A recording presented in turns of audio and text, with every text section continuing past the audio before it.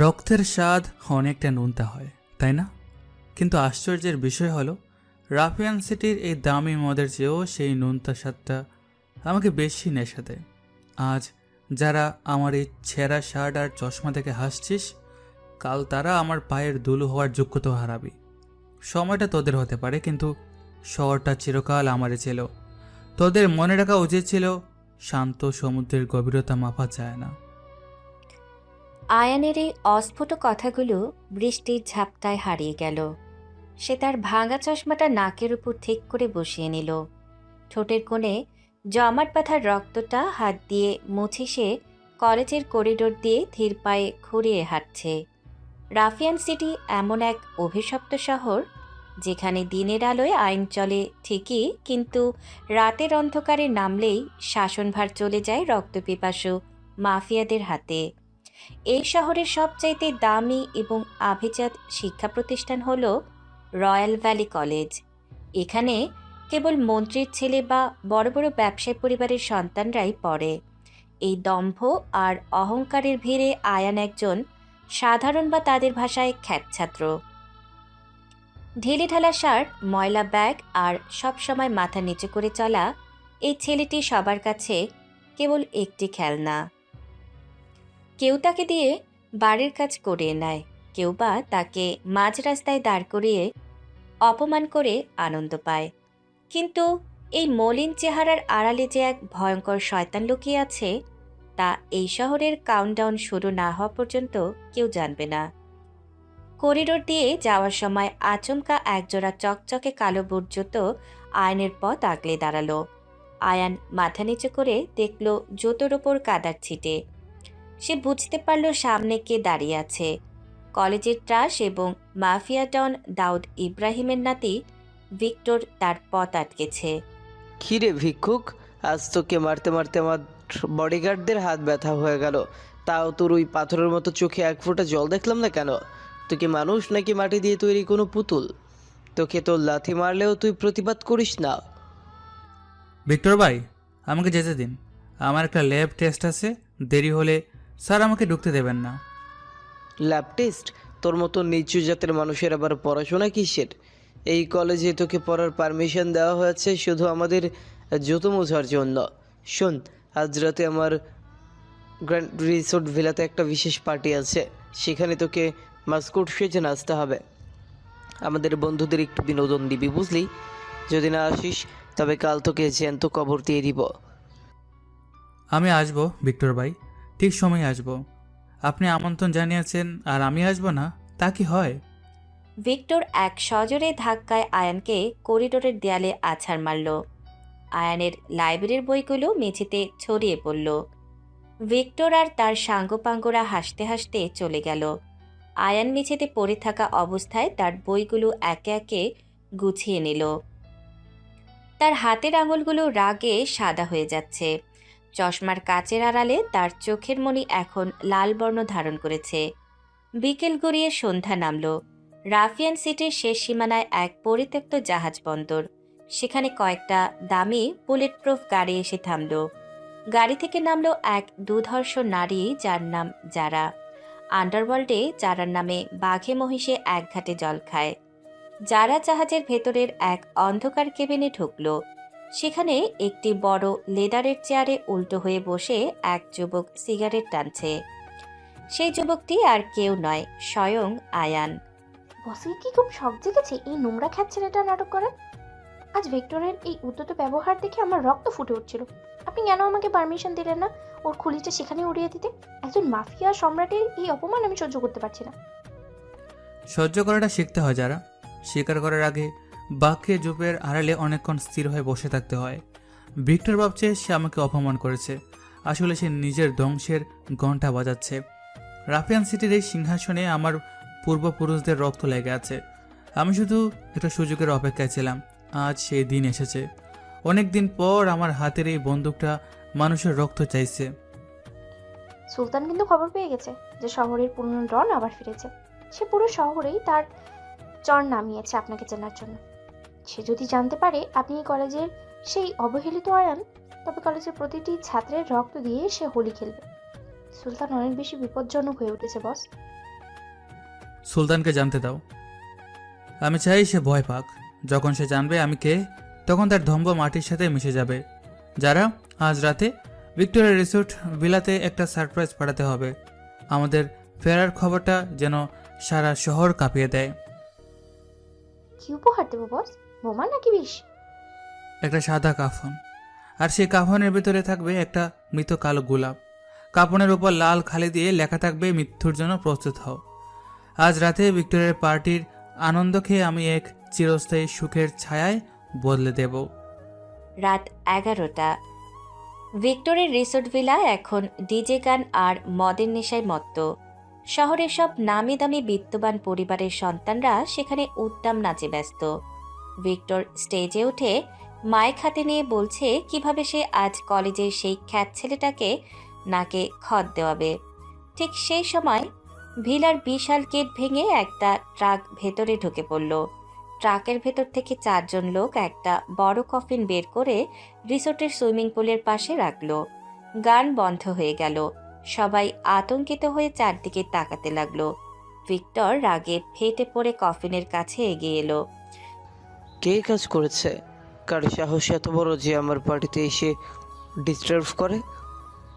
এটা কি কোনো প্র্যাঙ্ক? ভিক্টর কফিনটা খুলতেই তার চিৎকার গলায় ভেতর আটকে গেল। কফিনের ভেতর কোনো মানুষ নেই। আছে একটি সাদা কাফন আর তাতে মোড়ানো একটি রক্তমাখা কালো গোলাপ। তার সাথে একটি চিরকুট। ভিক্টর কাঁপা কাঁপা হাতে চিরকুটটা পড়ল। সেখানে লেখা ছিল, তোর আয়ু আজ রাত 12টা পর্যন্ত। ইতি ডার্ক ফ্যান্টম। রাফিয়ান সিটির এই নতুন মাফিয়া কিং তার প্রথম চালটা দিয়ে দিয়েছে। ঠিক তখনই রিসোর্টের মেইন পাওয়ার সাপ্লাই বিচ্ছিন্ন হয়ে গেল। চারদিকে নিকোষ কালো অন্ধকার। অন্ধকারের মাঝখান থেকে একজোড়া হিমশীতল চোখের আভা দেখা গেল। ভিক্টরের ফোনের মেসেজ টোন বেজে উঠল। স্ক্রিনে ভেসে এলো একটি লাইভ ভিডিও, যেখানে দেখা যাচ্ছে ভিক্টরের বাবার তেলের ডিপো দাউ দাউ করে জ্বলছে। মেসেজের নিচে লেখা ছিল, খ্যাত ছেলেটা এখন তোমার যমরাজ। কলেজের সেই চশমার আড়ালে থাকা মানুষটি আজ রাতে এই শহরের মাফিয়া সাম্রাজ্য দখল করতে প্রস্তুত। আয়নের নীরবতা এখন এক খুনি গর্জনের রূপ নিয়েছে। অন্ধকার হলো আমার সবচেয়ে বড় বন্ধু। আলোর নিচে মানুষ নিজের মুখোশ পরে থাকে, কিন্তু অন্ধকারে তার আসল রূপটা বেরিয়ে আসে। আজ এই রিসোর্টে যারা হাসছে তারা জানে না যে মৃত্যুর শীতল হাত তাদের ঘাড়ের উপর নিঃশ্বাস ফেলছে। খেলাটা কেবল শুরু হলো ভিক্টর, এখনো তো অনেকটাই রাত বাকি। রিসোর্ট ভিলার চারপাশ এখন নিস্তব্ধ। বিদ্যুৎ বিচ্ছিন্ন হওয়ার পর থেকে এক অদ্ভুত আতঙ্ক সবার মনে জাঁকিয়ে বসেছে। জেনারেটর চালু করার চেষ্টা করেও কোনো লাভ হচ্ছে না, কারণ সবগুলো তার নিখুঁতভাবে কেটে দেওয়া হয়েছে। ভিক্টর পাগলের মতো তার বডিগার্ডদের ডাকছে, কিন্তু কারো কোনো সাড়া পাওয়া যাচ্ছে না।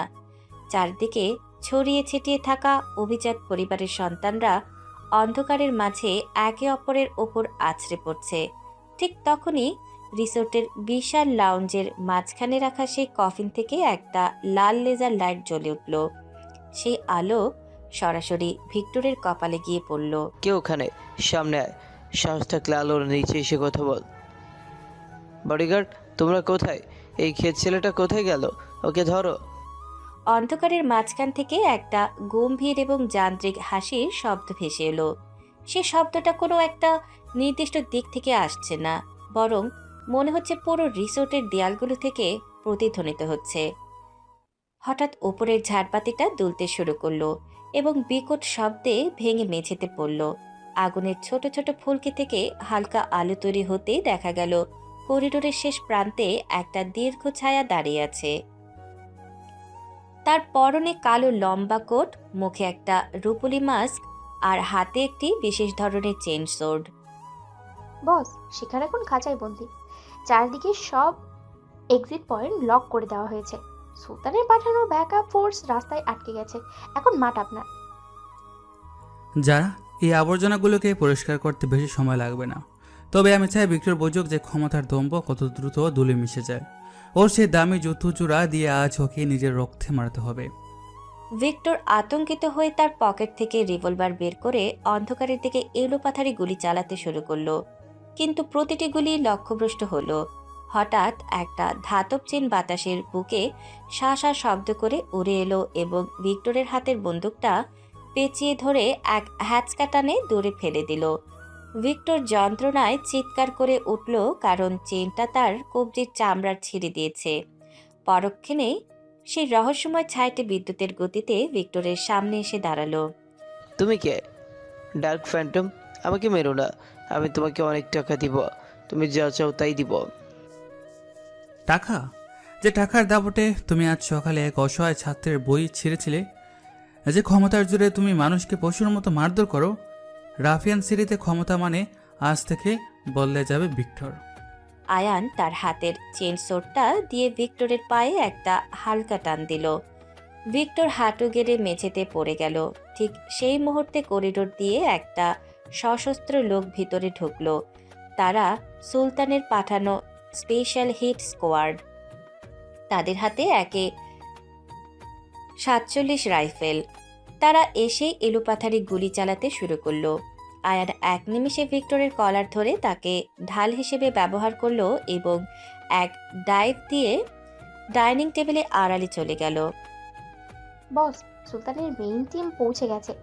ওরা রিসোর্টের ভিতরে গ্যাস গ্রেনেড ছুটছে। আমাদের দ্রুত মুভ করতে হবে বস।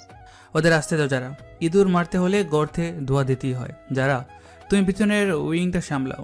আমি এই হিট স্কোয়াডের লিডারকে একটা মেসেজ দিতে চাই। ধোঁয়ায় পুরো লাউঞ্জ ভরে গেল। সুলতানের লোকরা থার্মাল গগলস পরে এগোতে লাগলো, কিন্তু আয়ান যেন বাতাসের সাথে মিশে গেছে। সে অন্ধকারের সুযোগ নিয়ে একে একে সুলতানের 4 জন শার্প শুটারকে সাইলেন্সার লাগানো পিস্তল দিয়ে খতম করলো। তারা টেরও পেল না কখন তাদের পেছনে জমদূত এসে দাঁড়িয়েছিল।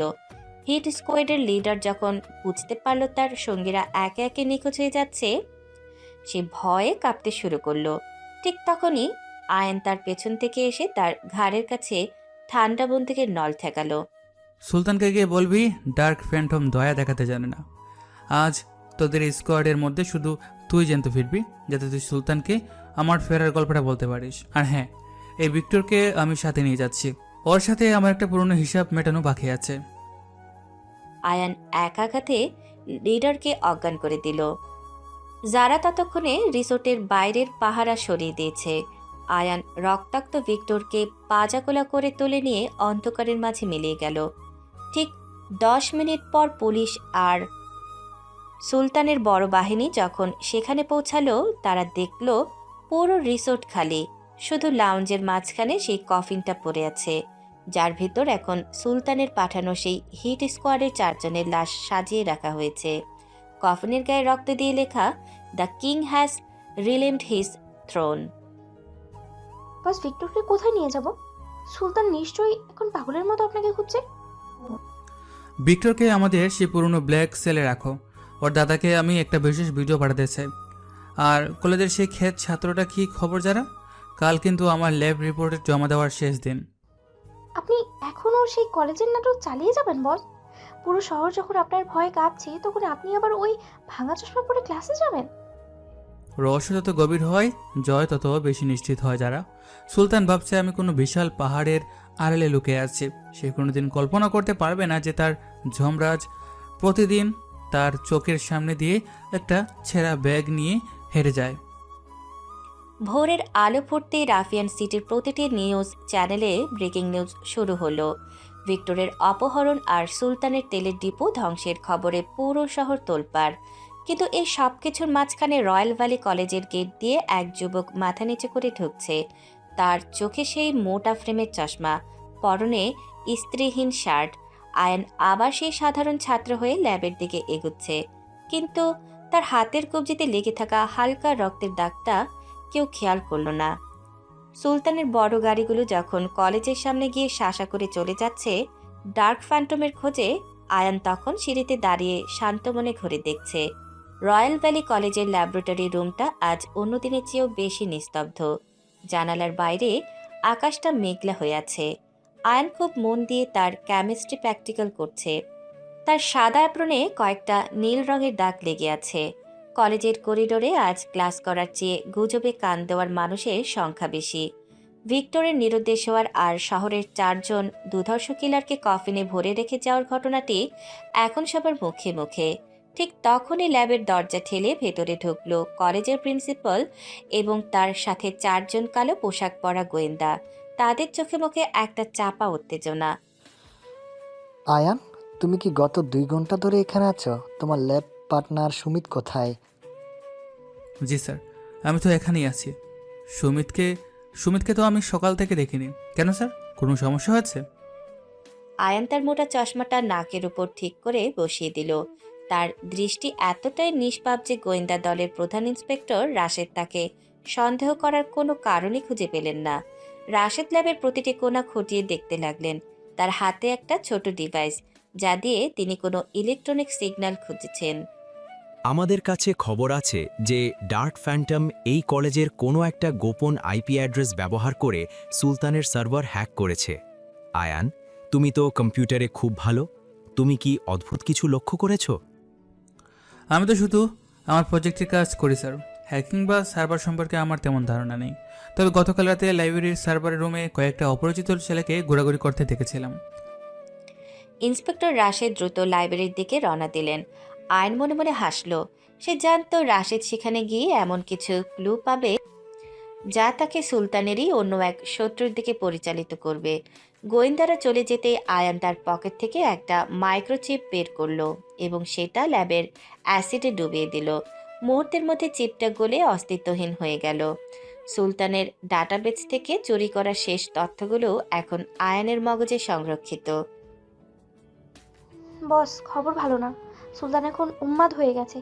সে শহরের প্রতিটি CCTV footage facial recognition software চালাচ্ছে। আপনি এমনকি আপনার কলেজের ডেটাবেসও তার হ্যাকারদের দিয়েছে।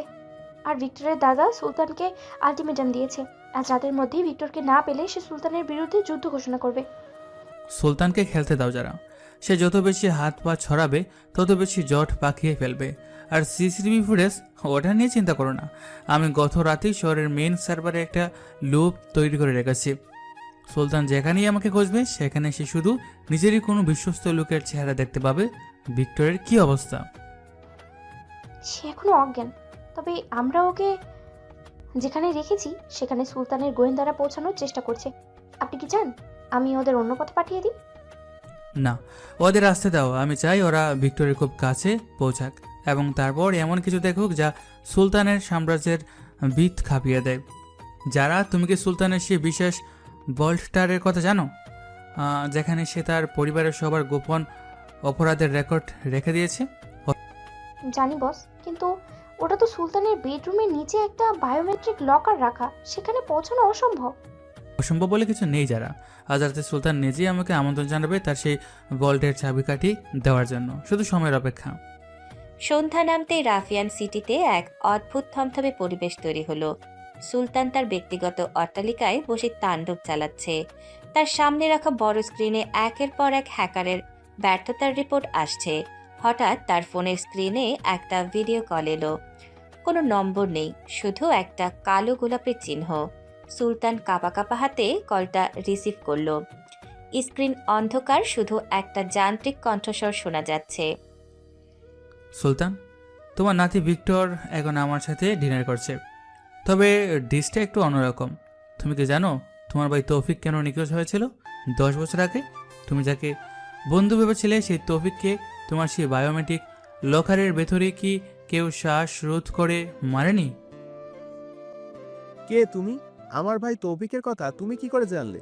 সে তো দেশের বাইরে গিয়ে মারা গিয়েছিল। তুমি মিথ্যা বলছো।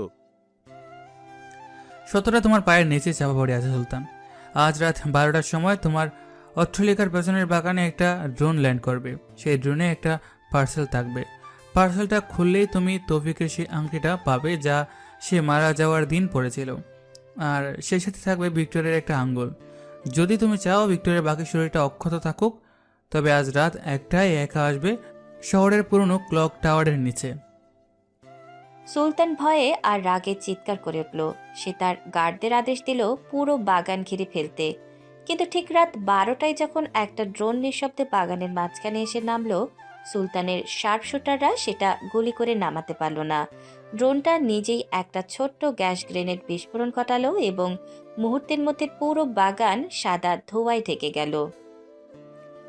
ধোঁয়া যখন কাটলো তখন দেখা গেল ড্রোনটা গায়েব, কিন্তু ঘাসের উপর পড়ে আছে একটা ছোট্ট রূপোলি বাক্স।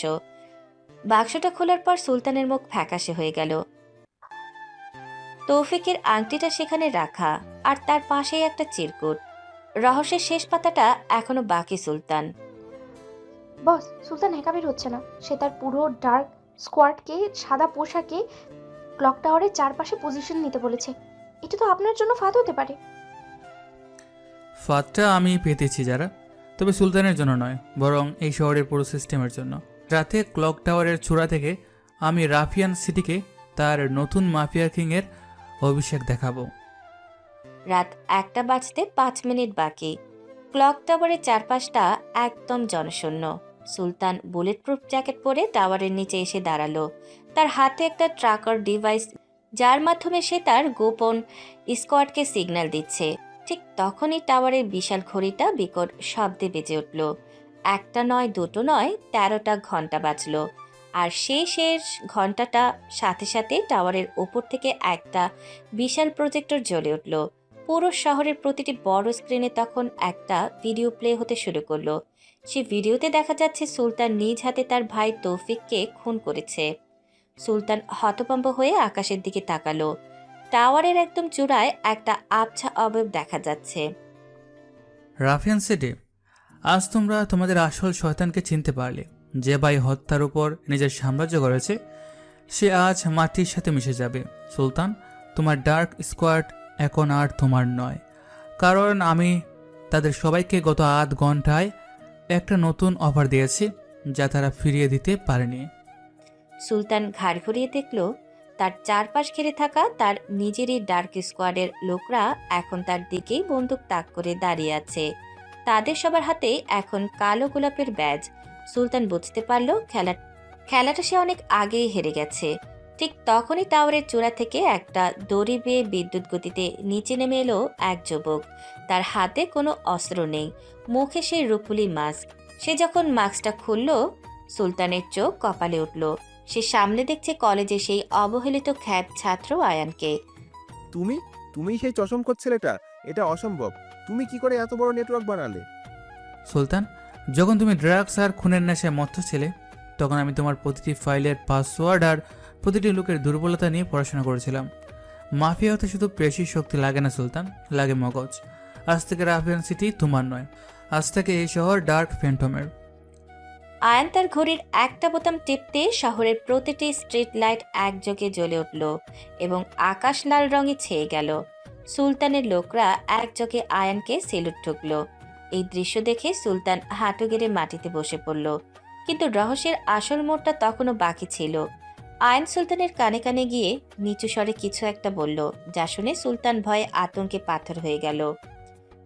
না, এটা হতে পারে না। তুমি তো মারা গিয়েছিলে। রাফিয়ান সিটির আকাশটা আজ অন্যরকম কালো। ক্লক টাওয়ারের চূড়ায় প্রজেক্টরের আলোয় যখন সুলতানের ভাই হত্যার দৃশ্য পুরো শহর দেখছিল, তখন সাধারণ মানুষের মনে আনন্দের চেয়ে আতঙ্কই বেশি কাজ করছিল। সুলতান মাটির উপর হাঁটু গেড়ে বসে থরথর করে কাঁপছে। তার সামনে দাঁড়িয়ে থাকা 19 বছরের এই তরুণকে সে কোনোভাবেই মেলাতে পারছে না। কলেজের সেই তুচ্ছ ছাত্রটি এখন যেন এক জীবন্ত যমরাজ হয়ে তার সামনে দাঁড়িয়ে আছে। আয়ান সুলতানের কানের কাছে মুখ নিয়ে সেই রহস্যময় কথাটি বলার পর সুলতানের চোখের মনি স্থির হয়ে গেছে। সুলতান, তুমি কি ভেবেছিলে 20 বছর আগে সেই অগ্নিকাণ্ডে আদিত্য রায় আর তার পরিবারের সবাই শেষ হয়ে গিয়েছিল? তুমি কি ভেবেছিলে সেই ছোট্ট বাচ্চাটা আগুনের লেলিহান শিখা থেকে বাঁচতে পারেনি? আমার শরীরে বইছে আদিত্য রায়ের রক্ত, যাকে তুমি নিজের স্বার্থের জন্য জ্যান্ত পুড়িয়েছিলে। আজ তোমার সামনে তোমার সেই পুরনো মালিকের ছেলে দাঁড়িয়ে আছে। আদিত্য রায়? না, এটা অসম্ভব। আমি নিজ হাতে সেই বাড়িতে পেট্রোল ঢেলেছিলাম। আমি নিজের চোখে সব ছাই হতে দেখেছি। তুই তুই কোত্থেকে এলি? তোকে তো শ্মশানে থাকার কথা। সুলতানের কণ্ঠস্বর দিয়ে কোনো কথা বের হচ্ছে না, শুধু একটা গোঙানির শব্দ বের হলো। আয়ন পকেট থেকে একটা পুরনো পোড়া লকেট বের করলো। লকেটের ভেতরে এক দম্পতির আবছা ছবি দেখা যাচ্ছে।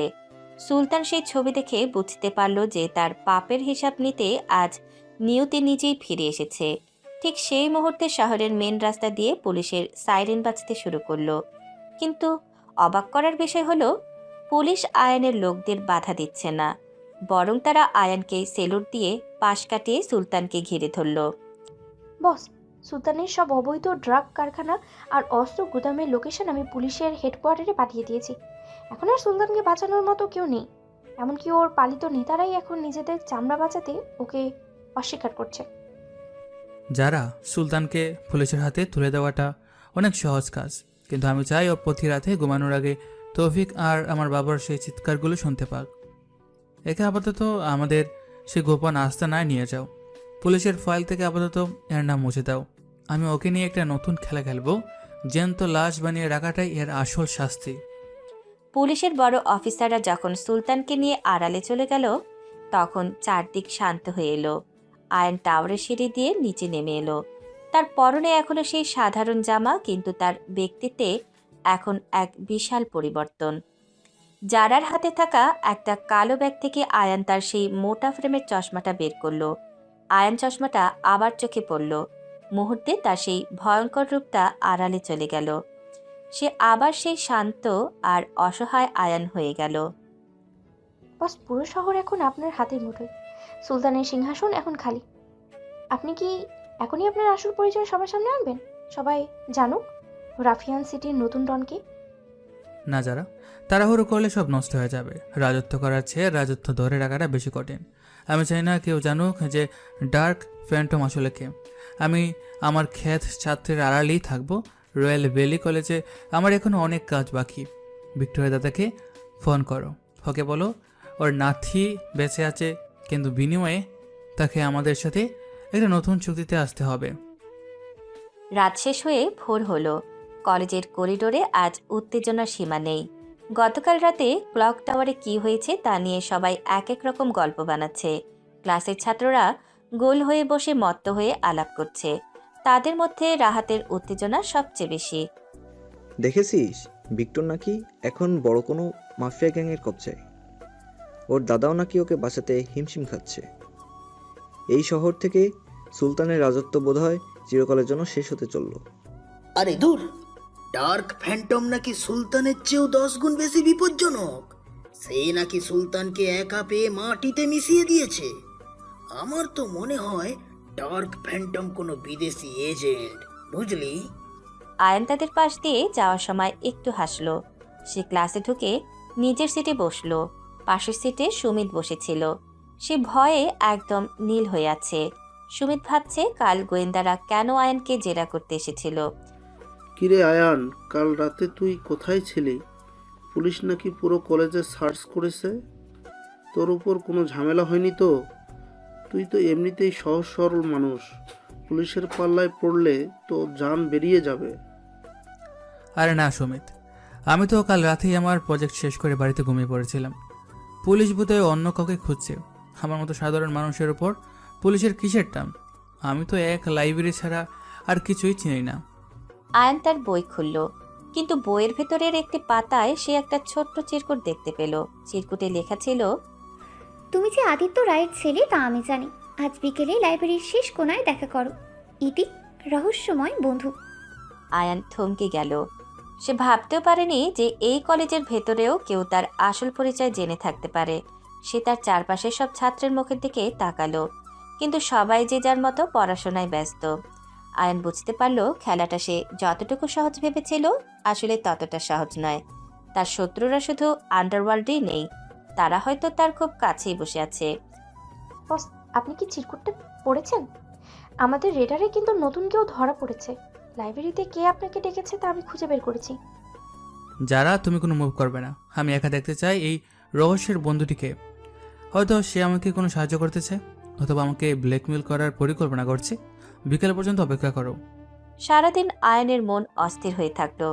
বিকেলের রোদ যখন ম্লান হয়ে এলো, তখন সে লাইব্রেরির সে নির্জন কোণায় গেল যেখানে পুরনো সব এনসাইক্লোপিডিয়া রাখা থাকে।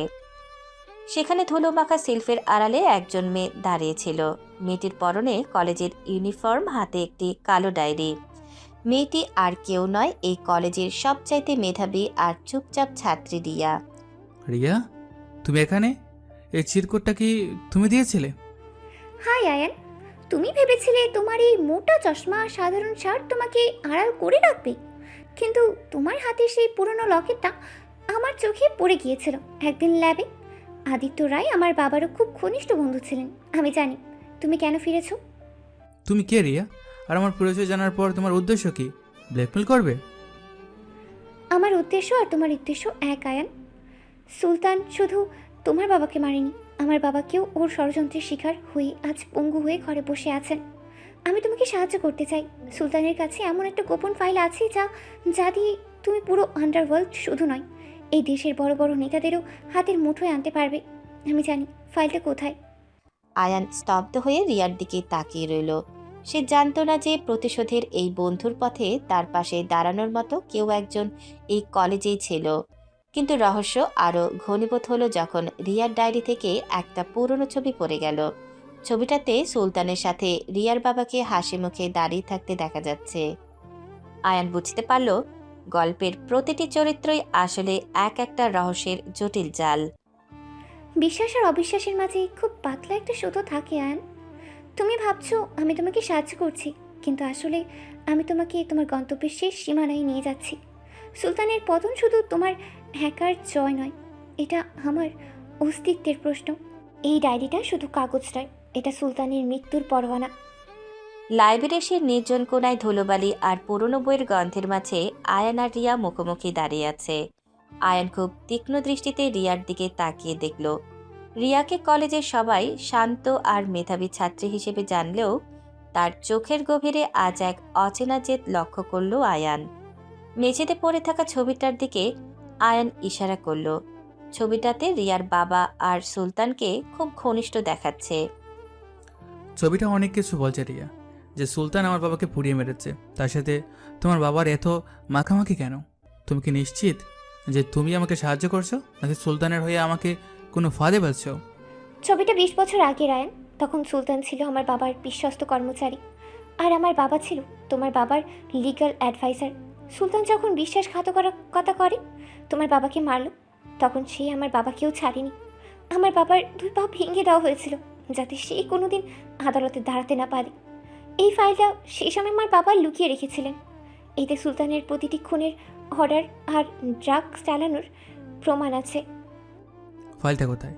যদি এতই গুরুত্বপূর্ণ হয় তবে সুলতান সেটা পাওয়ার জন্য নিশ্চয়ই শহর উল্টে ফেলবে।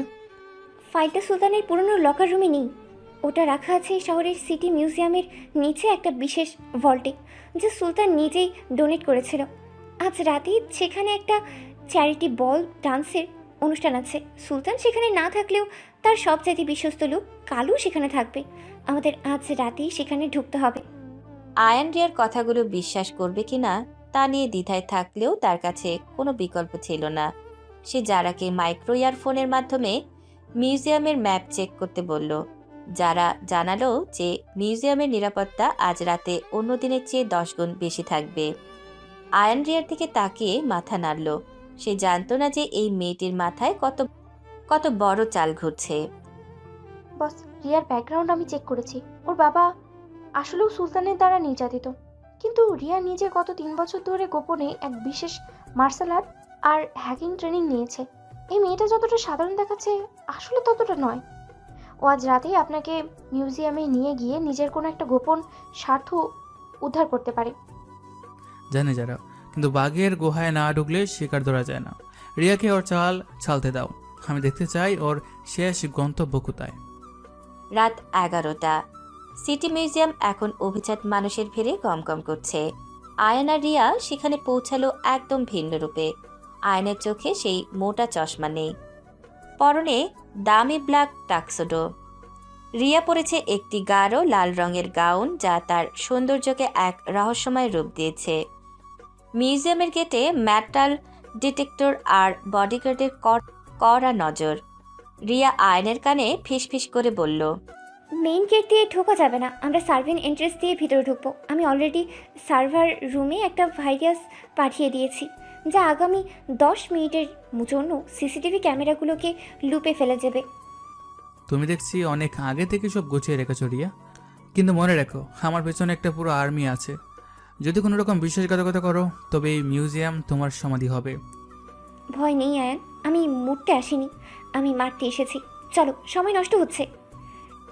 তারা দুজনে মিউজিয়ামের কিচেন হয়ে আন্ডারগ্রাউন্ডের দিকে যেতে লাগলো। করিডোরে দুজন গার্ড তাদের দেখে ফেলতেই রিয়া অভাবনীয় দ্রুততায় এগিয়ে গিয়ে একজনের ঘাড়ে এমন এক আঘাত করলো যে সে টু শব্দ না করে মাটিতে পড়ে গেল। আয়ান অন্যজনকে নিজের সাইলেন্সার লাগানো পিস্তল দিয়ে কাবু করলো। আয়ান রিয়ার এই রূপ দেখে বেশ অবাক হলো।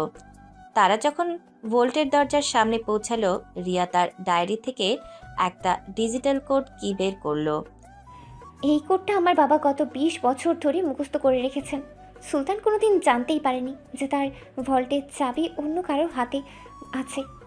ভোল্টটা যখন খুললো, ভেতরে হীরা বা সোনা নয়, ছিল হাজার হাজার ফাইল আর কয়েকটা হার্ড ড্রাইভ। রিয়া দ্রুত একটি লাল রঙের ফাইল খুঁজতে লাগলো। আয়ান চারদিকে নজর রাখছিল। হঠাৎ করিডোরে অনেক মানুষের পায়ের শব্দ শোনা গেল। ডজনখানেক সশস্ত্র বডিগার্ড, আর তাদের সামনে দাঁড়িয়ে আছে সুলতানের ডান হাত কালু। আমি জানতাম কেউ না কেউ আজ এখানে আসবেই। রিয়া, তুমি তোমার বাবার মতোই ভুল করলে। আর আয়ান, তুমি তো কলেজের সেই খ্যাত ছাত্র। সুলতান ভাই ঠিকই বলছিল, সাপকে কখনো ছোট ভাবতে নেই। আয়ান, আমি বলেছিলাম না আমি তোমাকে তোমার গন্তব্যে নিয়ে যাব। কালু ভাই, কাজটা হয়ে গেছে। আয়ান এখন তোমাদের হাতে। এখন আমার বাবার মুক্তির ব্যবস্থা করো। আয়ান স্তব্ধ হয়ে গেল। রিয়া তাকে সরাসরি কালুর হাতে তুলে দিল। যারা ইয়ারফোনে চিৎকার করতে লাগলো যে তারা মিউজিয়াম ঘিরে ফেলেছে, কিন্তু ভোল্টের ভেতরে সিগন্যাল জ্যাম করে দেওয়া হয়েছে। কালু হাসতে হাসতে এগিয়ে এলো। সাব্বাস রিয়া, তোমার বাবার চিকিৎসার জন্য যে টাকা দরকার ছিল তা কালই তোর অ্যাকাউন্টে পৌঁছে যাবে।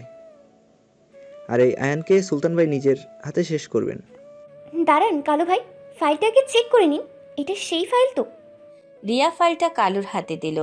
কালু যখন ফাইলটা খুলে দেখার জন্য মাথা নিচু করলো, রিয়া মুহূর্তের মধ্যে আয়নের দিকে তাকিয়ে চোখের ইশারা করলো।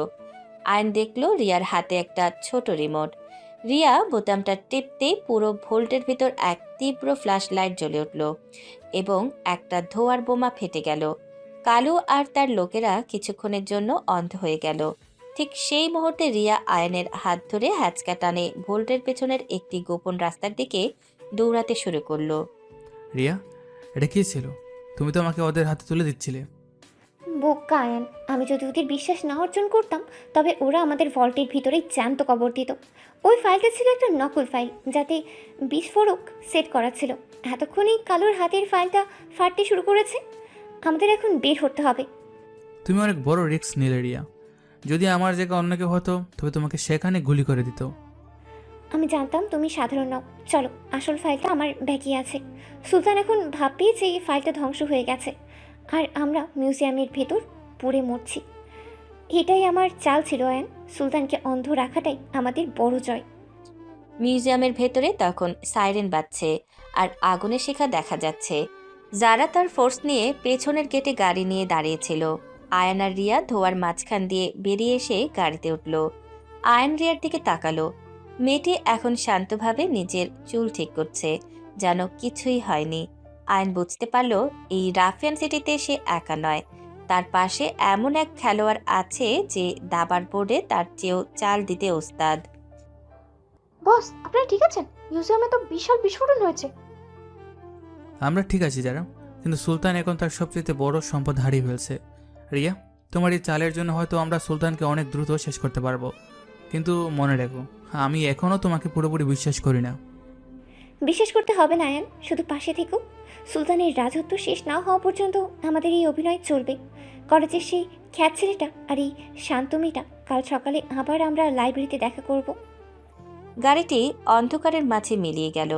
সিটি মিউজিয়ামের ধোঁয়ার কুণ্ডলী আকাশের দিকে উঠছে, যা সুলতানের সাম্রাজ্যের পতনের এক নতুন সংকেত। আয়ন বুঝতে পারল আগামীর যুদ্ধটা আরও রক্তক্ষয়ী হবে, কারণ সুলতান এখন কোণঠাসা বাঘের মতো হিংস্র হয়ে উঠবে। মিউজিয়ামের অগ্নিকাণ্ডের খবর যখন পুরো শহরে ছড়িয়ে পড়েছে, তখন সুলতানের প্রসাদে এক অদ্ভুত মৃত্যুপুরের নীরবতা। সুলতান তার অন্ধকার ঘরে বসে আছে, তার সামনে রাখা একটা ভাঙা মনিটর। কালু আধা পোড়া অবস্থায় হাসপাতালে ভর্তি, আর সুলতানের সেই অমূল্য ফাইলটা ছাই হয়ে গেছে বলে সে জানে। কিন্তু সুলতান জানে না যে আগুনের শিখা শুধু তার ফাইল পোড়ায়নি, তার পায়ের তলার মাটিও পুড়িয়ে দিয়েছে। ঠিক সেই সময় কলেজের হোস্টেল নিজের অন্ধকার রুমে বসে আছে আয়ান। তার সামনে রিয়ার দেওয়া সেই আসল হার্ড ড্রাইভটা ল্যাপটপে কানেক্ট করা। আয়ন স্ক্রিনের দিকে তাকিয়ে স্তব্ধ হয়ে গেল। সেখানে যা দেখা যাচ্ছে তা সুলতানের অপরাধের চেয়েও অনেক বড় কিছু। যারা, তুমি কি দেখতে পাচ্ছ এটা? সুলতান একা এই শহর চালায়নি। এই ড্রাইভের ভিতরে এমন কিছু নাম আছে যাদের আমরা এই দেশের রক্ষাকর্তা হিসাবে জানি। রাফিয়ান সিটি আসলে একটা বিশাল ল্যাবরেটরি, যেখানে সাধারণ মানুষের উপর গোপনে ড্রাগস টেস্ট করা হয়। বস, আমি সিগন্যাল ডিকোড করছি, কিন্তু হার্ডওয়্যারের ভিতরে একটা ডেডম্যান সুইচ আছে। আমরা যদি ভুল করে কোনো ফাইল ডিলিট বা কপি করার চেষ্টা করি, তবে পুরো ডেটা সেলফ ডিস্ট্রাক্ট হয়ে যাবে। আর সবচেয়ে বড় রহস্য হলো, এই ড্রাইভের পাসওয়ার্ড রিয়ার বাবার হাতের ছাপ ছাড়া খুলবে না। তার মানে রিয়া আমাকে অর্ধেক সত্য বলেছে। সে ফাইলটা উদ্ধার করতে চেয়েছে ঠিকই, কিন্তু সেটার নিয়ন্ত্রণ সে নিজের হাতে রাখতে চায়। রিয়াকে আমি যতটা সহজ ভেবেছিলাম, সে আসলে তার চেয়ে গভীর কোন গেম খেলছে। যারা, তুমি রিয়ার উপর কড়া নজর রাখো। এখন কোথায়? বস, রিয়া এখন কলেজের গার্লস হোস্টেলে নেই। সিসিটিভি বলছে ও মিউজিয়াম থেকে বের হওয়ার পর একটা পুরনো গির্জার দিকে গেছে। অদ্ভুত ব্যাপার হলো, সেই গির্জাটা সুলতানের এলাকাতেই অবস্থিত। আয়ান আর দেরি করল না। সে তার ট্যাকটিক্যাল স্যুট পরে দ্রুত মোটরসাইকেল নিয়ে বেরিয়ে পড়ল। রাতের রাফিয়ান সিটি এখন এক অদ্ভুত থমথমে রূপ নিয়েছে। আয়ান গির্জার সামনে পৌঁছে দেখল চারপাশটা নিঝুম। গির্জার ভেতর মোমবাতির হালকা আলো দেখা যাচ্ছে। আয়ান নিঃশব্দে ভেতরে ঢুকল।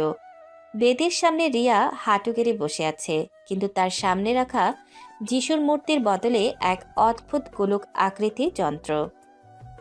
প্রার্থনা কি শেষ হয়েছে রিয়া, নাকি অন্ধকার রাতে নতুন কোনো চুক্তির কথা ভাবছো? তুমি আমাকে বলে না কেন যে হার্ড ড্রাইভের পাসওয়ার্ড তোমার বাবার বায়োমেট্রিক ছাড়া খুলবে না? তুমি অনেক দ্রুত চলে এলে আয়ন। আমি জানতাম তুমি ড্রাইভটা খোলার চেষ্টা করবে, কিন্তু তুমি যা দেখেছো তা হিমশিলের চূড়া মাত্র। আয়ন, তুমি কি জানো তোমার বাবা আদিত্য রায় কেন মারা গিয়েছিলেন? তিনি কি শুধু সুলতানের শত্রু ছিলেন? না, তিনি সুলতানের এই প্রজেক্টের প্রধান বিজ্ঞানী ছিলেন। সুলতান তাকে মারেনি, তোমার বাবা নিজেই নিজের মৃত্যু সাজিয়েছিলেন। আয়নের মাথায় যেন আকাশ ভেঙে পড়ল। তার বাবা বিজ্ঞানী ছিলেন? তিনি সুলতানের সাথে কাজ করতেন? আয়ান রিয়ার দিকে এক পা এগিয়ে গিয়ে তার কাঁধ চেপে ধরল। ঠিক তখনই গির্জার চারপাশের জানালাগুলো ভেঙে পড়ল।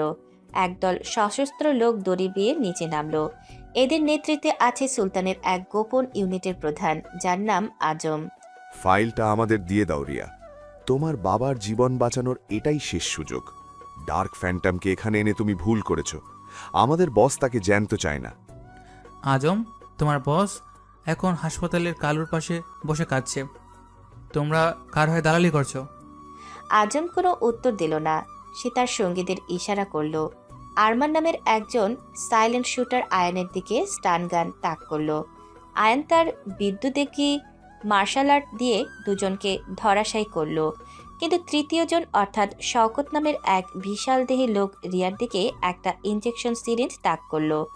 আয়ান ডাইভ দিয়ে রিয়াকে বাঁচাতে গেল, কিন্তু সেই ফাঁকে আজম নিজে আয়ানের ঘাড়ে একটা ইলেকট্রিক শক দিল।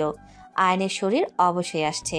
সে ঝাপসা চোখে দেখল রিয়া সেই গোলকটা নিয়ে আজম আর শওকতের সাথে গির্জার গোপন সুড়ঙ্গ দিয়ে বেরিয়ে যাচ্ছে। যাওয়ার সময় রিয়া আয়নের দিকে তাকিয়ে চোখের জল মুছল, কিন্তু তার মুখে কোনো ক্ষমা ছিল না। আরমান যাওয়ার সময় আয়নের পিস্তলটা লাথি দিয়ে সরিয়ে দিল। বস, বস, শুনতে পাচ্ছেন? আপনার লোকেশন ব্লক হয়ে গেছে, আমি টিম নিয়ে আসছি। আয়ান মেঝেতে পড়ে ছটফট করছে। সে বুঝতে পারল সে এক বিশাল চক্রের মাঝখানে দাঁড়িয়ে আছে। আজম আর তার দল কি শুধুই সুলতানের লোক, নাকি এর পেছনে আরও বড় কেউ আছে? গির্জার মোমবাতিগুলো একে একে নিভে গেল। অন্ধকারে পড়ে থাকা আয়ানের কানে শুধু রিয়ার শেষ কথাগুলো প্রতিধ্বনিত হতে লাগলো। আয়ান, তোমাকে মরতে দেওয়া যাবে না, কারণ তুমি এই প্রজেক্টের শেষ চাবিকাঠি।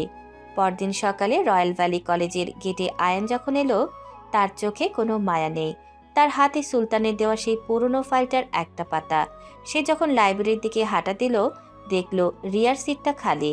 ডেস্কের ওপর শুধু একটা রক্তমাখা কালো গোলাপ পড়ে আছে। আয়ন বুঝতে পারল রাফিয়ান সিটির আসল রাজা হওয়ার যুদ্ধটা এখন আর সুলতানের সাথে নয়, এক অদৃশ্য ছায়ার সাথে শুরু হয়েছে। রিয়া, তুমি আমার শত্রু হও বা বন্ধু, তোমাকে আমি খুঁজে বের করবই। আর আমার বাবার রক্তে যদি এই শহরের মানুষের চোখের জল লেগে থাকে, তবে সেই রক্ত আমি নিজের হাতে পরিষ্কার করব। ঠিক সেই মুহূর্তে আয়নের ফোনে একটা আননোন ভিডিও কল এলো। স্ক্রিন অন হতেই দেখা গেল এক বৃদ্ধ মানুষ ল্যাবের ভেতর বন্দি, আর তার পাশেই দাঁড়িয়ে আছে রিয়া। কিন্তু রিয়ার হাতে এখন একটা বন্দুক, যা সেই বৃদ্ধের মাথায় ঠেকানো। বৃদ্ধের গলার লকেটটা আয়নের বাবার লকেটের সাথে হুবহু এক। আয়ন স্তব্ধ হয়ে দাঁড়িয়ে রইল। আজম পাশ থেকে অট্টহাসি দিচ্ছে। রহস্যের জাল এখন পুরো শহরকেই ঢেকে ফেলেছে। ভিডিওর অপাশে থাকা মানুষটার চোখের দিকে তাকিয়ে আমার শরীরের রক্ত হিম হয়ে এলো। আমি আজ পর্যন্ত অনেক শত্রু দেখেছি, অনেক খুনি দেখেছি, কিন্তু নিজের আয়নার প্রতিবিম্বের মতো কাউকে এভাবে খাঁচায় বন্দি থাকতে দেখবো তা কখনো ভাবিনি। রিয়া, তুমি আমার দিকে বন্দুক থাক করতে পারো, আমার বুকে গুলি চালাতে পারতে, কিন্তু এই বৃদ্ধ লোকটার মাথায় বন্দুক ঠেকিয়ে তুমি আমার অস্তিত্বকে চ্যালেঞ্জ করেছো। খেলাটা এখন আর মাফিয়া সাম্রাজ্য নেই, খেলাটা এখন ডিএনএর। আয়ন কলেজের লাইব্রেরির মাঝখানে দাঁড়িয়ে আছে। তার চারপাশের ছাত্রছাত্রীরা যে যার মতো পড়াশোনা করছে। কেউ জানে না যে এই সাধারণ ছেলেটির ফোনে এখন এই শহরের সবচাইতে ভয়ঙ্কর নাটকটা লাইভ চলছে। ভিডিও কলে দেখা যাচ্ছে এক অন্ধকার ল্যাবরেটরির ভেতর সেই বৃদ্ধ মানুষটি চেয়ারে বাঁধা। তার চুল ধবধবে সাদা, কিন্তু মুখটা ঠিক আয়নের মতো। রিয়ার হাত কাঁপছে না, সে খুব স্থিরভাবে বৃদ্ধের কপালে বন্দুকের নল ঠেকিয়ে রেখেছে। আজম পাশ থেকে অট্টহাসি দিচ্ছে। কি হলো ডার্ক ফ্যান্টম, চিনতে পারছো না? ইনি সেই বিখ্যাত বিজ্ঞানী আরিফ আহমেদ, তোমার বাবা, যাকে তুমি ২০ বছর ধরে মৃত ভেবে এসেছো। সুলতানেকে মারেনি, বরং এই ল্যাবে বন্দি করে ড্রাগ রিসার্চের জন্য ব্যবহার করেছে। এখন বলো, বাবার জীবন বাঁচাবে নাকি ওই হার্ড ড্রাইভটা আমাকে ফেরত দেবে? আজম, তোমরা যদি ভেবে থাকো আমাকে ইমোশনালি ব্ল্যাকমেল করে ফাইলটা নিয়ে নেবে, তবে তোমরা ভুল করেছো। আর রিয়া, তুমি তো বলেছিলে তোমার বাবা সুলতানের হাতে নির্যাতিত। এখন দেখছি তুমি নিজেই সুলতানের সবচেয়ে বড় অস্ত্র। আমাকে এই লোকেশনটা দাও। লোকেশন দিয়ে কোনো লাভ নেই আয়ান, তুমি এখানে পৌঁছানোর আগেই সব শেষ হয়ে যাবে। আমি তোমাকে আগেই বলেছিলাম তুমি এই প্রজেক্ট শেষ চাবিকাঠি। তোমার বাবার শরীরে যে ভাইরাসের অ্যান্টিডোট আছে তা কাজ করবে না যতক্ষণ না তোমার শরীরের ফ্রেশ রক্ত তাতে মেশানো হয়। সুলতান এটাই চায়, সেই অমর হতে চায় আয়ান। ভিডিও কলটা হঠাৎ কেটে গেল। আয়ন এক মুহূর্ত দেরি না করে লাইব্রেরি থেকে বেরিয়ে এলো। তার চোখের চশমাটা সে খুলে ছুঁড়ে ফেলে দিল। কলেজের মেন গেটে যারা তার গাড়ি নিয়ে আগে থেকেই অপেক্ষা করছিল। আয়ন গাড়িতে উঠেই ল্যাপটপটা হাতে নিল। যারা সিগন্যাল ট্র্যাক করতে পেরেছো? ভিডিওর ব্যাকগ্রাউন্ডে যে সাউন্ড আসছিল, ওর কি কোনো কারখানার? বস, আমি অডিও অ্যানালাইসিস করেছি। এটা কোনো কারখানা নয়, এটা সমুদ্রের ঢেউয়ের শব্দ। রাফিয়ান সিটির উত্তর দিকের সেই পরিত্যক্ত বাতিঘর, যেখানে সবাই ভুতুরে বলে জানে। সুলতানের আসল ল্যাব ওখানেই। কিন্তু বস, ওখানে ঢোকা মানে সুইসাইড মিশন। আজম সেখানে তার পুরো ব্ল্যাক স্কোয়াড নিয়ে আছে। যারা, আমার বাবা বেঁচে আছে, এই একটা খবরই আমার জন্য যথেষ্ট। আমার পুরো টিমকে কল করো। আজ আর কোনো লুকোচুরি নয়। রাফিয়ান সিটির প্রতিটি অলি গলি যেন আজ বোমার শব্দে কেঁপে ওঠে। সুলতানকে বুঝিয়ে দাও, ডার্ক ফ্যান্টম যখন খেপে যায় তখন সে আর মানুষ থাকে না। বৃষ্টির ঝাপটা শুরু হয়েছে। কালো রঙের 7টি এসইউভি গাড়ি শহরের বুক চিরে উত্তর দিকের দিকে বাতিঘরের দিকে ধাবিত হচ্ছে। আয়ন তার হাতে থাকা অটোমেটিক রাইফেলটা লোড করল। তার পরনে এখন ডার্ক ফ্যান্টমের সেই লেজেন্ডারি ব্ল্যাক জ্যাকেট। বাতিঘরের কাছাকাছি পৌঁছাতেই চারপাশ থেকে স্নাইপারের গুলি আসতে শুরু করলো। আজম জানতো আয়ন আসবে। আরমান, শওকাত, পজিশন নাও। আয়ান যেন বাতিঘরের মেন গেট পর্যন্ত পৌঁছাতে না পারে। রিয়া, তুমি বুড়োটাকে নিয়ে টপ ফ্লোরে যাও। সুলতান ভাই রওনা দিয়েছেন। আয়ান গাড়ি থেকে লাফ দিয়ে নেমে পড়ল। তার মুভমেন্ট ছিল বিদ্যুতের মতো দ্রুত। আরমানের ওপর থেকে গুলি ছুটছিল, কিন্তু আয়ান এক পিলারের আড়ালে গিয়ে নিজের গ্রেনেড লঞ্চার বের করল। এক নিমেষেই বাতিঘরের সামনের ওয়াচ টাওয়ারটা ধুলোয় মিশিয়ে দিল সে। শওকত তার বিশাল শরীর নিয়ে আয়নের সামনে এসে দাঁড়ালো, হাতে একটি ভারী চেন। আজ তোর হাড়গোড় আমি চূর্ণ করব আয়ান। কলেজের সেই ক্ষেত ছেলেটার দাফন আজ এখানেই হবে। শওকত, তোর মতো পেশিবহুল গাদাদের জন্য আমার কাছে সময় নেই। আয়ন কথা না বাড়িয়ে শওকতের দিকে এগিয়ে গেল। শওকত চেনটা ঘোরাতে ঘোরাতে আক্রমণ করতে চাইল, কিন্তু আয়ান নিচে হয়ে স্লাইড করে শওকতের পায়ের মাঝখান দিয়ে বেরিয়ে গেল এবং তার পেছনের নার্ভে একটা বিশেষ প্রেসার পয়েন্টে আঘাত করল। শওকত যন্ত্রণায় চিৎকার করে মাটিতে লুটিয়ে পড়ল। আয়ন কোনো দয়া না দেখিয়ে তার কপালে এক রাউন্ড গুলি খরচ করে সোজা ভেতরে ঢুকে গেল। ভেতরে আজম তার বাকি টিম নিয়ে ওত পেতেছিল, যারা পেছন থেকে কভার দিচ্ছিল। আর এগুলো আমি সুইচ টিপে দেব আয়ান, পুরো ল্যাব ধুলোয় মিশে যাবে, তোমার বাবা সহ। সুইচ টেপার সুযোগ তুই পাবি না আজম। আয়ন আজমের হাতের দিকে লক্ষ্য করে একটা ছুরি ছুড়ল। ছুরিটা নিখুঁতভাবে আজমের হাতের কবজিতে বিঁধে গেল। আজম যন্ত্রণায় কাঁপতে লাগলো। ঠিক সেই সময় টপ ফ্লোর থেকে রিয়ার কণ্ঠস্বর ভেসে এলো। আয়ান সিঁড়ি বিয়ে উপরে উঠতে শুরু করলো। উপরে গিয়ে সে দেখল এক অদ্ভুত দৃশ্য। রিয়া তার বাবার পাশে দাঁড়িয়ে আছে ঠিকই, কিন্তু তার নিজের কপালে সুলতান পিস্তল ঠেকিয়ে রেখেছে। সুলতান আজ সুস্থ হয়ে ফিরে এসেছে। তার চোখে এক পৈশাচিক আনন্দ। অভিনন্দন আরিফ আহমেদের সুযোগ্য পুত্র, তুমি ঠিক সময় এসেছো। রিয়া ভেবেছিল সে আমাকে ধোকা দিয়ে তোমার সাথে হাত মেলাবে, কিন্তু ও জানতো না ওর বাবাকে আমি অনেক আগেই মেরে ফেলেছি। রিয়াকে আমি এতদিন ব্যবহার করেছি শুধু তোমাকে এই ল্যাবে টেনে আনার জন্য। এখন আরিফ, তোমার ছেলে রক্ত দাও, নয়তো তোমার এই পালিত মেয়েকে আমি এখনই শেষ করব। সুলতান, তুমি রিয়াকে ব্যবহার করছো? রিয়া, তার মানে তুমি আমার শত্রু ছিলে না? তুমি আমাকে সাহায্য করতে চেয়েছিলে? আয়ান, আমি জানতাম না যে আমার বাবা আর নেই। সুলতান আমাকে মিথ্যে বলেছিল। ও আমাকে ব্ল্যাকমেল করে তোমাকে এখানে এনেছে। আয়ান, তুমি আমার চিন্তা করো না, তুমি তোমার বাবাকে নিয়ে পালাও। আয়ান, আমার ছেলে, তুমি বড় হয়েছো। সুলতানকে যা দেওয়ার তা কোনোদিনও পাবে না। আমাদের বংশের রক্ত কোনো খুনিকে অমর করতে পারে না। আয়ান, তুমি পালাও। সুলতান পাগলের মতো হাসতে লাগলো। সে রিয়ার কপালে বন্দুকের চাপ বাড়ালো। আয়ান রাইফেলটা নিচে নামিয়ে রাখলো। সে জানতো সুলতান এখন বেপরোয়া। রক্ত দাও আয়ান, ওই সিরিঞ্জটা তুলে তোমার নিজের শরীর থেকে রক্ত বের করো, নয়তো রিয়া মরবে, তোমার বাবাও মরবে। সুলতান, রক্ত আমি দেব, তবে সিরিঞ্জে নয়। তোমার এই নোংরা মেঝেতে যারা নাও। আয়ান সংকেত দিতেই বাতিঘরের ছাদ চিরে জারার হেলিকপ্টার থেকে বিশেষ কমান্ডোরা নিচে নামতে শুরু করলো। আয়ান ডাইভ দিয়ে সুলতানের পায়ের ওপর আক্রমণ করলো। সুলতানের হাতের পিস্তলটা ছিটকে পড়ল। রিয়া চট করে পিস্তলটা কুড়িয়ে নিল। সুলতান আর আয়ান এখন একে অপরের সাথে ধস্তাধস্তি করছে। আরিফ আহমেদ কাপা কাপা হাতে একটি কেমিক্যাল বোতল সুলতানের দিকে ছুঁড়ে মারলেন। বোতলটা সুলতানের পিঠে লাগতেই আগুন জ্বলে উঠল। জ্যান্ত পুড়িয়ে মারছিস আমাকে, তোদের কাউকে আমি ছাড়বো না। সুলতান আগুনের শিখার মাঝেই পাগলের মতো আয়ানকে আক্রমণ করতে চাইল। রিয়া ঠিক সেই সময় সুলতানের বুকে লক্ষ্য করে 3টি গুলি ছুড়ল। সুলতান স্তব্ধ হয়ে দাঁড়িয়ে পড়ল। তার চোখের সামনে তার পুরো সাম্রাজ্য আর অমর হওয়ার স্বপ্ন ধুলোয় মিশে গেল। সুলতান বাতিঘরের উপর থেকে নিচের উত্তাল সমুদ্রে পড়ে গেল। আজম আর আরমানকে যারা ততক্ষণে বন্দি করে ফেলেছে।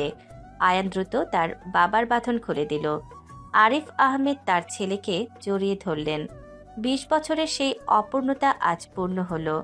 রিয়া দূরে দাঁড়িয়ে কাঁদছিল। সে জানতো সে অপরাধ করেছে, কিন্তু আয়ান তার থেকে হাত বাড়িয়ে দিল।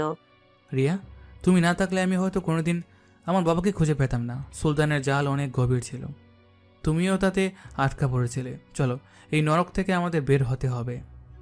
বাতিঘরটি যখন একের পর এক বিস্ফোরণে কাঁপছিল, আয়ান তার বাবা আর রিয়াকে নিয়ে জারার হেলিকপ্টারে উঠে পড়ল। নিচ থেকে দেখা যাচ্ছিল রাফিয়ান সিটির সেই পুরনো সাম্রাজ্য পুড়ে ছাই হয়ে যাচ্ছে। আকাশ এখন পরিষ্কার হতে শুরু করেছে। রয়্যাল ভ্যালি কলেজের সেই খ্যাত ছেলেটি আজ আর ছদ্মবেশে নেই। সে এখন তার বাবার হৃদগৌরব উদ্ধার করেছে। বস, এখন আমাদের গন্তব্য কোথায়? যেখানে কোনো সুলতান নেই, যেখানে কোনো অন্ধকার প্রজেক্ট নেই। যারা রাফিয়ান সিটিকে আজ এক নতুন রাজার পরিচয় দাও। তবে এই রাজা বন্দুক দিয়ে নয়, ভালোবাসা আর ন্যায়বিচার দিয়ে রাজত্ব করবে। আর হ্যাঁ, কাল কলেজে আমার একটা এক্সাম আছে। ওটা কিন্তু মিস করা যাবে না। হেলিকপ্টারটি দিগন্তের দিকে উড়ে চলল। আয়নের কাঁধে মাথা রেখে রিয়া পরম শান্তিতে চোখ বুজল। আরিফ আহমেদ তার ছেলের চোখের দিকে তাকিয়ে এক গর্বিত হাসি হাসলেন। রাফিয়ান সিটির ইতিহাসে এক নতুন অধ্যায় শুরু হলো, যার রচয়িতা সেই কলেজের খ্যাত ছেলেটি, যে আসলে ছিল এই শহরের আসল মাফিয়া কিং। রাফিয়ান সিটির মেন হাসপাতাল লাইফ কেয়ার, ব্যস্ততা এখানে 24 ঘন্টা। শহরের বড় মাফিয়া যুদ্ধের ক্ষত মুছতে মুছতে এই হাসপাতালটির দেয়ালে দেয়ালে অসংখ্য মানুষের দীর্ঘশ্বাস জমে আছে। হাসপাতালের করিডোর দিয়ে দ্রুত পায়ে হেঁটে যাচ্ছে ইরা। পরনে ধবধবে সাদা অ্যাপ্রন, গলায় স্টেথোস্কোপ আর হাতে ফাইল। ইরা এই হাসপাতালের সবচাইতে দক্ষ এবং শান্ত স্বভাবের ডাক্তার। তার চোখ দুটি সবসময় মমতায় ভরা থাকে, যেন সে শুধু ঔষধ নয়, নিজের ব্যবহার দিয়েও রোগী সুস্থ করতে চায়। তবে তার পেছনের গল্পটা কেউ জানে না। সে কেবল নিজের কাজটুকু নিয়ে থাকতে ভালোবাসে। আজ রাতটা অন্য দিনের চেয়ে বেশি ভারী মনে হচ্ছে ইরার কাছে। সিস্টার, 7 নম্বর বেডের পেশেন্টকে কি ইনজেকশন দেওয়া হয়েছে? তার ব্লাড প্রেশার আবার চেক করুন। আমি একটু ইমার্জেন্সি ওটিতে যাচ্ছি, ওখানে একটা ক্রিটিক্যাল কেস আসার কথা। ইরা যখন ওটির দিকে যাচ্ছিল তখন হঠাৎ হাসপাতালের গেটে কয়েকটা কালো রঙের গাড়ি বিকট শব্দে ব্রেক কষল। চারপাশটা যেন হাহাকারে ভরে উঠল। যারা আর তার কয়েকজন সঙ্গী মিলে একজনকে ধরাধরি করে ভেতরে আনছে। লোকটি সারা শরীর রক্তে ভেজা, পেটে একটা বিশাল জখম। যারা চিৎকার করে ডাক্তার খুঁজছে। তার চোখে মুখে আজ প্রথমবার ভয়ের ছাপ দেখা যাচ্ছে। ডক্টর, কেউ আছেন? তাড়াতাড়ি আসুন, আমার বসের অবস্থা খুব খারাপ, প্রচন্ড ব্লিডিং হচ্ছে, ওনাকে বাঁচাতেই হবে। ইরা দ্রুত এগিয়ে এলো। সে দেখল ট্রলিতে শুয়ে থাকা ছেলেটির পরনে সাধারণ একটা নীল শার্ট, চোখে মোটা ফ্রেমের একটা ভাঙা চশমা ঝরে আছে, মুখটা রক্তে আর ধুলোয় মাখা। ইরা প্রথমে ছেলেটিকে চিনতে পারেনি। সে দ্রুত পালস চেক করলো এবং তার চোখ কপালে উঠল।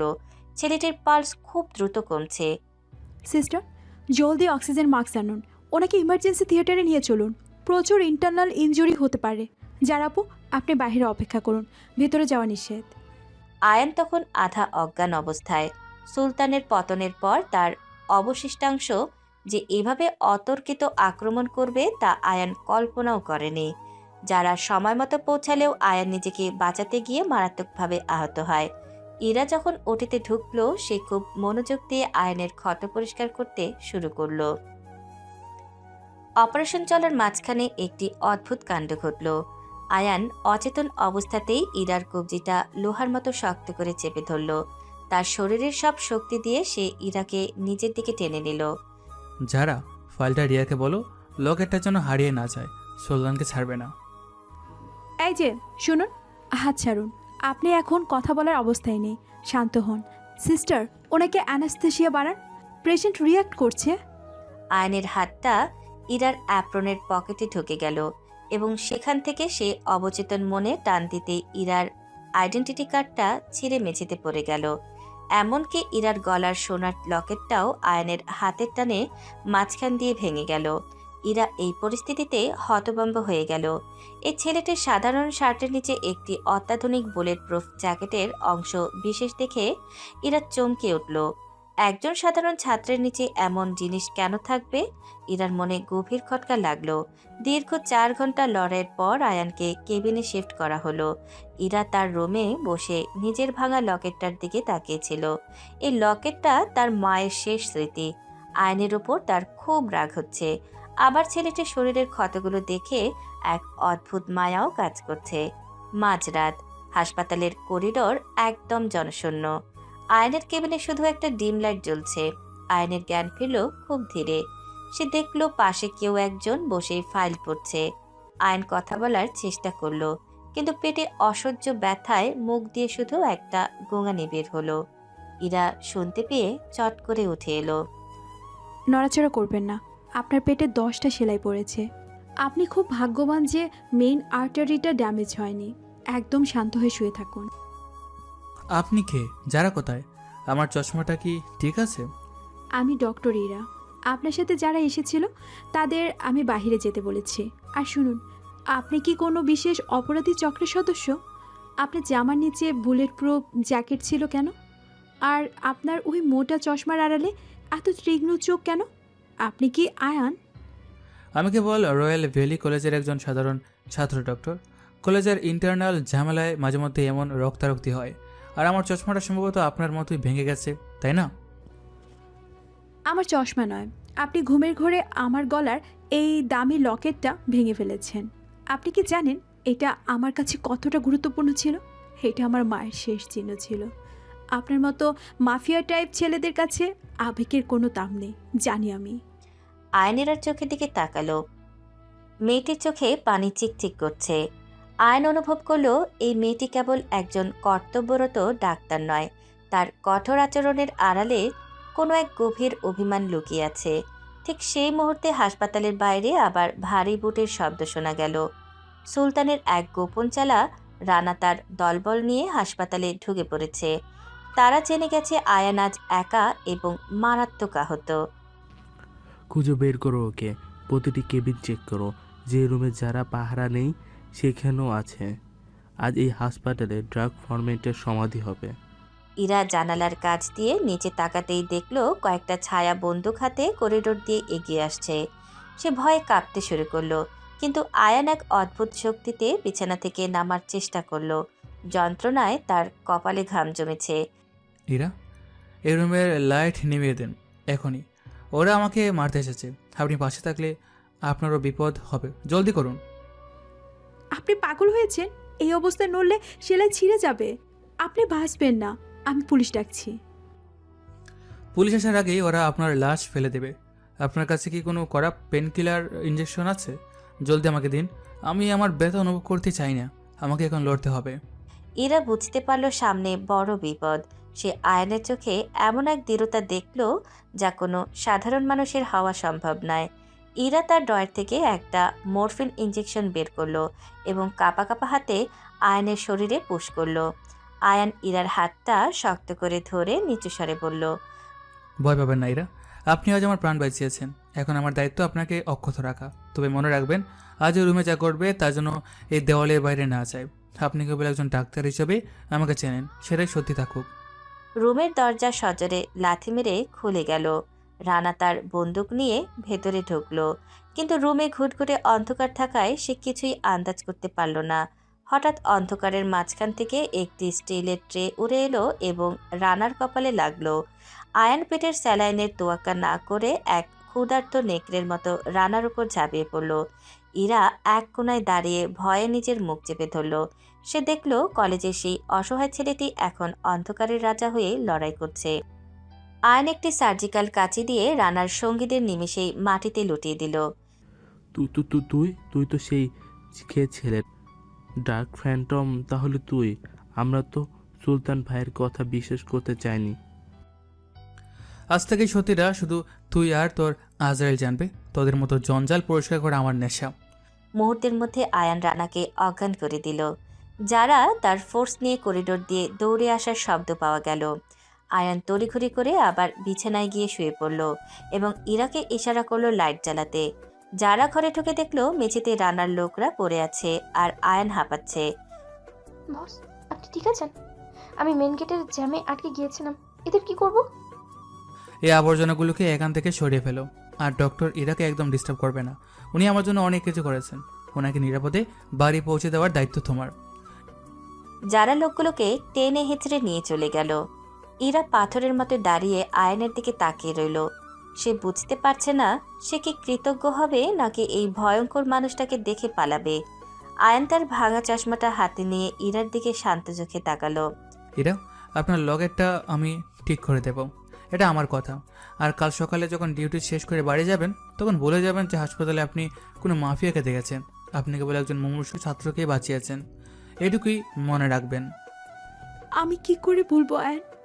আপনি তো আমার চোখের সামনে খুনিদের কুচি কাটা করলেন। আপনি কি আসলে মানুষ নাকি কোনো ছায়া? আপনার আসল পরিচয় কি? পরিচয় জানে কি হবে এরা? তবে আজ থেকে এই হাসপাতালেই আমার এক নতুন গল্প শুরু হলো। আমাদের এই কাকতালীয় পরিচয়টা হয়তো কোনো বড় তুফানের পূর্বাভাস। ভোরের আলো ফুটতেই ইরা যখন হাসপাতাল থেকে বের হচ্ছিল সে দেখলো তার ব্যাগটির উপর একটা মখমলের বাক্স রাখা। বাক্সটি খুলতেই সে দেখল হুবহু তার মায়ের দেওয়া লকেটের মতো একটি নতুন হীরের লকেট, চিকচিক করছে। নিচে একটা চিরকুট, ঋণ শোধ হলো ডক্টর, তবে চশমাটা আমার এখনো ভাঙাই আছে, আবার হয়তো দেখা হবে। ইরা হাসপাতালের গেটে দাঁড়িয়ে আকাশ দেখল। সে বুঝতে পারল রাফিয়ান সিটির এই মাফিয়া কিং তার জীবনে এক অদ্ভুত রহস্যের জাল বুনে দিয়েছে। হাসপাতালে সে রক্তাক্ত রাতের পর কয়েক সপ্তাহ কেটে গেছে। এরা চেষ্টা করেও নিজের স্বাভাবিক জীবনে ফিরতে পারছে না। সাদা অ্যাপ্রন পরে যখন সে করিডোর দিয়ে হাঁটে, তার কানে তখনও আয়নে সেই হাড়হিম করা গলার স্বর আর সার্জিক্যাল কাচের ঝনঝনানির বাজে। রাফিয়ান সিটি আর অপরাধ জগৎটা এতদিন ইরার কাছে খবরের কাগজের শিরোনাম ছিল, কিন্তু এখন সেটা তার জীবনের অংশ হয়ে উঠেছে। আজ রাতে ডিউটি শেষে ইরা যখন হাসপাতালের পার্কিং লটে এলো, দেখল ঝুম বৃষ্টি পড়ছে। তার ছোট্ট গাড়িটার পাশে একটা দামি ব্ল্যাক এসইউভি দাঁড়িয়ে আছে। গাড়ির কাছ নামতেই দেখা গেল আয়ানকে। তার চোখে এখন নতুন চশমা, কিন্তু চাহনিতে সেই পরিচিত গাম্ভীর্য। বৃষ্টিতে ভেজে বাইরে যাওয়াটা একজন ডাক্তারের স্বাস্থ্যের জন্য ভালো নয়। ইরা, উঠে এসো, আমি তোমাকে পৌঁছে দিচ্ছি। আমার নিজের গাড়ি আছে আয়ান, আর আপনার সাথে আমার এভাবে দেখা হওয়াটা লোকে অন্যভাবে নিতে পারে। আপনি কি এখনও বুঝতে পারছেন না যে আপনি বিপদের আরেক নাম? বিপদ তো তোমার পিছু নিয়েছে সেই রাত থেকেই, যেদিন তুমি আমার জীবন বাঁচিয়েছিলে। এখন আর একা চলাফেরা করা তোমার জন্য নিরাপদ নয়। এসো, অনেক কথা বলার আছে। ইরা অনিচ্ছা সত্ত্বেও আয়ানের গাড়িতে উঠল। গাড়ির ভেতরে এক অদ্ভুত দামি পারফিউম আর নতুন লেদারের গন্ধ। গাড়ি চলতে শুরু করলে আয়ান সাইলেন্স ভেঙে কথা বলল। রিয়া শহর ছেড়ে চলে গেছে, কিন্তু সুলতানের কিছু গোপন নেটওয়ার্ক এখনও সক্রিয়। তারা জানে তুমি আমাকে বাঁচিয়েছ। তারা ভাবছে তুমি আমার কোনো দুর্বলতা। ইরা, আমি তোমাকে এই নোংরা জগতের সাথে জড়াতে চাই না, কিন্তু পরিস্থিতি আমাদের কোনো সুযোগ দেয়নি। আপনি আমাকে রক্ষা করার অজুহাতে নিজের জীবনের সাথে জড়িয়ে ফেলছেন আয়ান। আমি একজন ডক্টর, আমার জগৎ হলো জীবন বাঁচানো, আর আপনার জগৎ রক্ত, বারুদ আর ক্ষমতা। আমরা কখনো এক হতে পারি না। হঠাৎ আয়ান গাড়ির ব্রেক কষল। রাস্তার এক নির্জন কোনায় গাড়িটা থামল। আয়ান ইরার দিকে ঘুরে তাকালো। তার চোখে এক বিষণ্ণতা। তুমি কি জানো ইরা, এই শহরের প্রতিদিন কতজন মানুষ বিনা চিকিৎসায় মরে, কতজন মেয়ে পাচার হয়ে যায়? আমি মাফিয়া হয়েছি কারণ এই শহরের সিস্টেমটা পচে গেছে। আমি যদি রক্ত না ঝরাই, তবে আরও হাজার হাজার নির্দোষ মানুষের রক্ত ঝরবে। তুমি জীবন বাঁচাতে চাও, আর আমি সেই জীবনের পথটা পরিষ্কার করতে চাই। উদ্দেশ্য কিন্তু আমাদের একটাই। এরা চুপ করে রইল। সে বুঝতে পারছে আয়নের যুক্তিগুলো ফেলে দেওয়ার মতো নয়। ঠিক সেই সময় আয়নের ফোনে একটা মেসেজ এলো। সেই মেসেজটা পড়তেই ইরার দিকে তাকালো। তার চোয়াল শক্ত হয়ে উঠল। যারা খবর পাঠিয়েছে, হাসপাতালে মেডিসিন সাপ্লাইয়ের যে ট্রাকটা আসার কথা ছিল, সেটা সুলতানের পূর্ণ লোক হামজা হাইজ্যাক করেছে। ওই ট্রাকে ক্যান্সার রোগীদের জন্য জরুরি কিছু ইঞ্জেকশন ছিল। হামজা ওগুলো ব্ল্যাকে বিক্রি করার পরিকল্পনা করছে। কি বলছেন? ওই ওষুধগুলো না পৌঁছালে কাল সকালে অনেক রোগী মারা যাবে। আপনি কি কিছু করতে পারবেন না? আমি পারতাম, কিন্তু এখন আমি একা। যারা শহরের অন্য প্রান্তে একটা অপারেশন আছে। এরা, তুমি কি আমার সাথে যাবে? হয়তো আজ রাতে তোমাকে জীবনের অন্য এক রূপ দেখতে হবে। একজন ডাক্তার হিসেবে তুমি কি পারবে জীবনের জন্য লড়াই করতে? ইরা এক মুহূর্ত ভাবল, তারপর ধীর গলায় বলল, চলুন আয়ান, আমি আমার পেশেন্টদের মরতে দিতে পারি না। আয়ান মুচকি হাসল। সে দ্রুত গাড়ি ঘুরিয়ে শহরের পরিত্যক্ত ডকইয়ার্ডের দিকে রওনা দিল। বৃষ্টির তোড় আরও বেড়েছে। ডকইয়ার্ডের ভেতরে হামজা আর তার সশস্ত্র দল ট্রাকটা ঘিরে দাঁড়িয়ে আছে। আয়ন গাড়িটা একটু দূরে পার করে নিজের পিস্তলটা চেক করে নিল। ইরা, তুমি গাড়িতেই থাকো, কোনো শব্দ করবে না। আমি সিগন্যাল দিলে তুমি শুধু ট্রাকের কাছে যাবে। না আয়ান, আমি আপনার সাথে আসব। আমি জানি ওই ওষুধগুলো কিভাবে হ্যান্ডেল করতে হয়। হাতাহাতি হয়ে গেলে হয়তো আমি পারবো না, কিন্তু আমি আপনাকে কভার দেব। আয়ান অবাক হয়ে ইরার দিকে তাকালো। সাধারণ একজন ডাক্তার মেয়ের এই সাহস সে কল্পনাও করেনি। তারা দুজনে অন্ধকারের সুযোগ নিয়ে হামজার লোকদের কাছাকাছি পৌঁছালো। আয়ান বিড়ালের মতো নিঃশব্দে এগিয়ে গিয়ে প্রথম দুজনকে কুপিয়ে সরিয়ে দিল, কিন্তু হামজা টের পেয়ে গেল। কে ওখানে? ডান প্রাম প্রাম, তুই কি ভেবেছিস চুরির মতো করে ঢুকবি এখানে? এদিকে আয়। আয়ন অন্ধকারের আড়াল থেকে বেরিয়ে এলো। তার হাতে এখন দুটো বন্দুক। সে একাই হামজার 10 জন লোকের সাথে লড়তে শুরু করলো। গুলির শব্দে চারপাশ প্রকম্পিত হচ্ছে। ইরা এক কন্টেইনারের আড়ালে লুকিয়ে দেখছিল। হঠাৎ সে দেখলো হামজার একজন লোক আয়নের দিকে পেছন থেকে নিশান নিয়েছে। ইরা আর দেরি করলো না। পায়ের কাছে পড়ে থাকা একটা ভারী লোহার রড তুলে নিয়ে সে সেই লোকটার মাথায় সজোরে আঘাত করলো। লোকটা আর্তনাদ করে লুটিয়ে পড়ল। আয়ান ঘুরে দেখল ইরা দাঁড়িয়ে আছে, তার হাতে রক্তমাখা রড আর চোখে এক অদ্ভুত সংকল্প।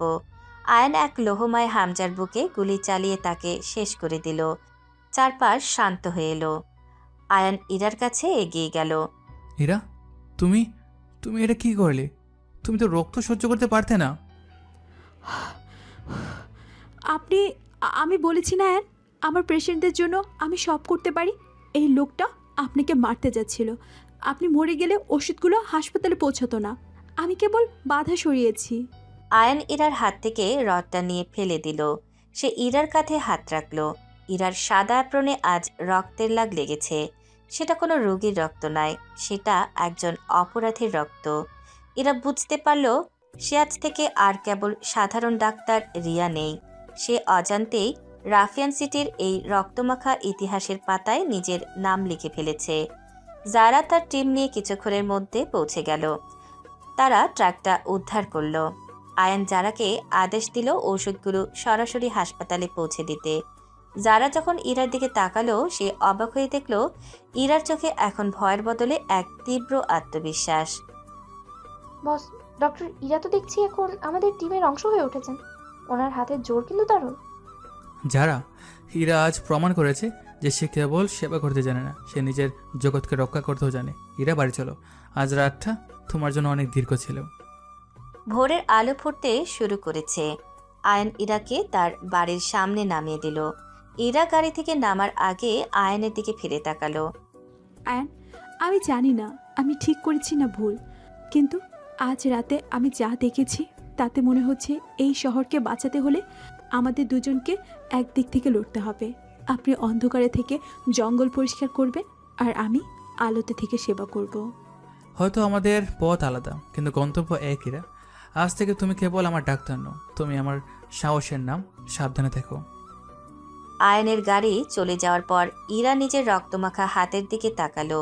সে অনুভব করলো তার ভেতরে এক নতুন ইরার জন্ম হয়েছে, যে ইরা এখন আর মাফিয়াদের দেখে ভয় পায় না, বরং তাদের মোকাবেলা করতে শেখে।